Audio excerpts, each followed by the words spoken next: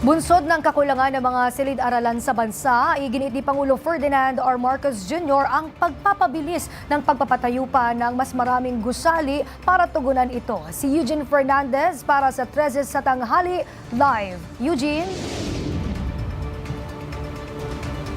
Princess, nilagdaan ng isang memorandum of agreement sa pagitan nga yan ng Department of Education at ng mga local government units mula sa iba't ibang bahagi at probinsya ng bansa. Ngayong araw yan dito sa Malacanang.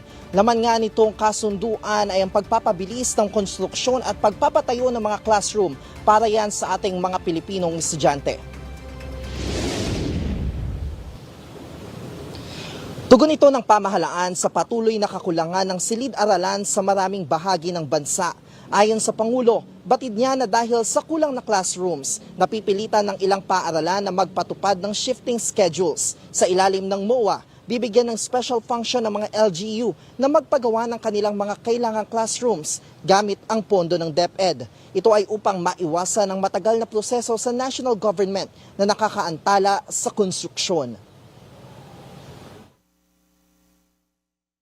Mga kababayan, naniniwala ako na kapag nagtutulungan ang pambansang pamahalaan at ang lokal na pamahalaan, mas malinaw, mas mabilis at mas ramdam ng mamamayan ang resulta, lalong-lalo na sa edukasyon.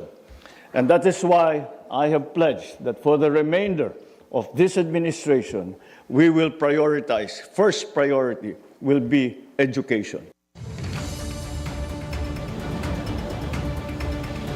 Princess, aabot nga sa 9.6 na pondo ng pamahalaan para sa National Classroom Construction, kung saan 4.1 billion pesos dito ang direktang ibababa sa mga LGU.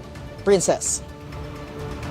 Eugene, ilan ba yung nakatakda o yung inaasahang itatayong classroom ng mga LGU sa ilalim ng partnership na ito? Princess, aabot nga sa 1,200 na classrooms ang inaasahang itatayo mula dun sa 4.1 billion pesos na ibababa na budget para sa ating mga LGU.